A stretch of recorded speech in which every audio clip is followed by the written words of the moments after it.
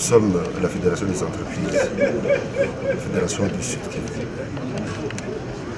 Nous venons de l'audience avec le chef de l'État avec qui nous avons discuté par rapport aux problèmes épineux de notre province, liés au climat d'affaires. Et nous l'avons rappelé que son slogan était Papa Lobaki, le peuple d'abord. Et partout où il passe, il dit qu'il veut faire des milliardaires. Et hier, il nous a dit encore à Kalambo que la priorité était l'agriculture. Et nous lui avons dit qu'on ne peut pas faire des millionnaires ou des milliardaires tant que le climat d'affaires n'est pas assaini. Et ce climat, pour qu'il soit assaini, c'est à travers la fiscalité, la parafiscalité, qui doit avoir des contreparties et qui doit être incitative aussi. Nous avons dit qu'on ne peut pas parler de route tant qu'on ne parle pas de l'énergie, tant qu'on ne parle pas de... On ne peut pas parler de l'agriculture tant qu'on ne parle pas de route, on ne parle pas de l'énergie. La province du Sud Kivu a un déficit en énergie et les routes, on ne sait pas accéder, c'est comme si on était cloisonné. On a parlé encore de la promotion de la jeunesse. Il a été très attentif et il nous a promis.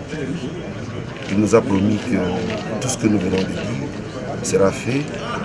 D'ailleurs, séance tenante, il y a des instructions qu'on a données au directeur général de FPI qui vont suivre maintenant le cours normal pour la promotion des jeunes. Il nous a dit qu'il y a un fonds de garantie qu'il vient d'obtenir pour garantir l'entrepreneuriat des jeunes et des femmes. Sous la présidence de son Excellence, Monsieur le Président de la République, chef de l'État, il s'est tenu ce jour à Bukavu, chef-lieu de la province du Sud Kivu, la réunion du Conseil national de sécurité élargie aux gouverneurs des 5 provinces de l'Est touchées par l'insécurité, à savoir la province de l'Ituri, du Maniema, du Nord Kivu, du Sud Kivu et du Tanganyika. Le président de la République a tenu d'entrée de jeu à rassurer les gouverneurs des provinces de son appui pour la restauration de l'autorité de l'État dans leurs entités respectives. Il a en outre annoncé le renforcement des forces armées de la RDC et de la police nationale congolaise pour ramener la paix dans ces provinces. Le chef de l'État a été introduit par le vice-premier ministre, ministre de l'Intérieur, Sécurité et Affaires coutumières. Ce dernier a aussi introduit les gouverneurs des provinces qui ont présenté d'abord les causes de persistance des groupes armés dans les 5 provinces malgré les opérations militaires antérieures, avant de présenter le plan d'action sécuritaire commun aux 5 provinces de l'Est de la RDC. En conclusion, Son Excellence, Monsieur le Président de la République, chef de l'État, a dit attendre la concrétisation des mesures prises et a exhorté les gouverneurs de province à œuvrer pour l'intérêt des populations tout en leur réitérant son soutien. Il a insisté sur le fait que la paix et la sécurité constituent sa priorité. Le président de la République, chef de l'État, a promis de tout mettre en œuvre pour la restauration de l'autorité de l'État sur toute l'étendue de la République.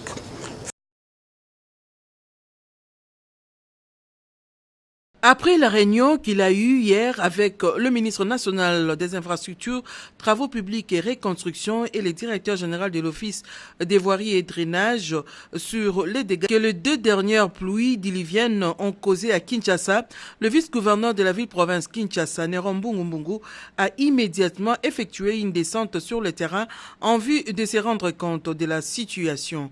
Accompagné du ministre provincial de l'Intérieur et Sécurité de Limakambo, il s'est rendu tout d'abord à la cité Salongo, dans la commune de Lemba, où il a visité les parcelles ainsi que les avenues détruites par les eaux de pluie.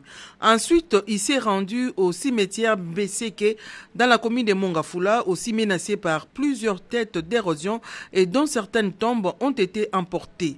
Au regard de cette situation désolante, le vice-gouverneur de la ville-province Kinshasa, Néron Mbungu, a lancé un message pathétique à la population quinoise pour qu'elle n'aille plus enterrer les morts dans ces lieux de sépulcre.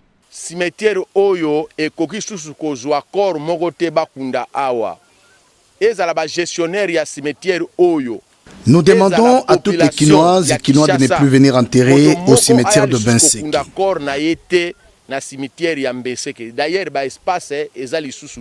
Après la pluie vient le beau temps, dit-on.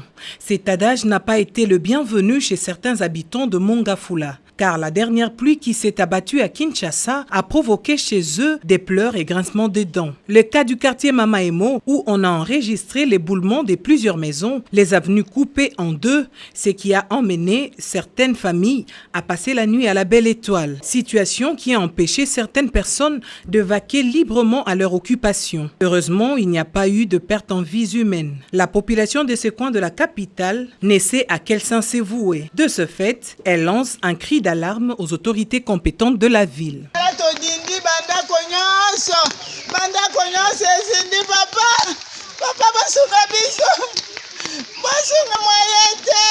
Selon le secrétaire du bourgmestre qui a fait le tour des quartiers endommagés, cette situation est due au manque de puits et de rétention dans les parcelles. Des groupes armés nationaux et étrangers qui sèment la terreur et désolation dans le sud Kivu doivent cesser ces hostilités et se rendre. C'est l'appel lancé par la délégation de 13 communautés du sud Kivu, conduite auprès du Premier ministre Ilunga Ilunkamba par le notable Norbert Basengezi Katintima. Ces problèmes sont dus aux groupes armés qui se trouvent être dans la situation d'agressivité sur les hauts plateaux de Minembwe, de Fizi, d'Itombwe, de Bijombo et d'Uvira. Nous sommes venus demander l'appui de l'État congolais pour la cessation des hostilités et pour éradiquer ces groupes armés. Le Sud Kivu, théâtre des affres de la guerre, aspire plutôt à la paix. Il y aura alors un dialogue franc, mais nous voulons y impliquer les groupes armés pour que, selon les termes du Premier ministre, la vraie guerre soit une guerre de développement et non une guerre du sang, une guerre pour nous tuer tous les jours. Cette rencontre devrait donner un écho favorable pour le retour des déplacés. Cette rencontre entre la ministre d'État des Affaires étrangères Marie Tumbanzeza et le directeur général du Centre d'évaluation, d'expertise et de certification des substances minérales précieuses et semi-précieuses était une occasion pour Pascal Niembo de solliciter l'implication de la patronne de la diplomatie congolaise pour que les diamants de la République démocratique du Congo, saisis par les autorités kenyanes, soient remis. Le CSC, c'est le point focal du processus de Kimberley.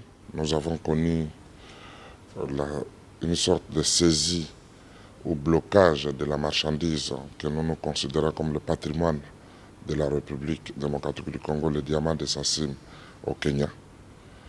Il est important que nous puissions faire part à son Excellence Madame la Vice-Première ministre sur cette situation de manière à ce qu'elle puisse nous accompagner dans la procédure justement de récupérer le patrimoine de l'État congolais saisi au moment où je vous parle au Kenya. Pour les DG du CEC, la traçabilité a été respectée et les diamants saisis répondaient aux normes d'exportation. Cette cargaison est bel et bien passée par la procédure prévue par la loi et certifiée comme diamant de la République démocratique du Congo par les autorités de certification. La ministre d'État aux Affaires étrangères Marie Tumbanzeza a promis à ses interlocuteurs son implication pour la récupération de ces patrimoines congolais. Était avec les DG du CEC, les conseillers du chef de l'État et les experts en matière de minerais.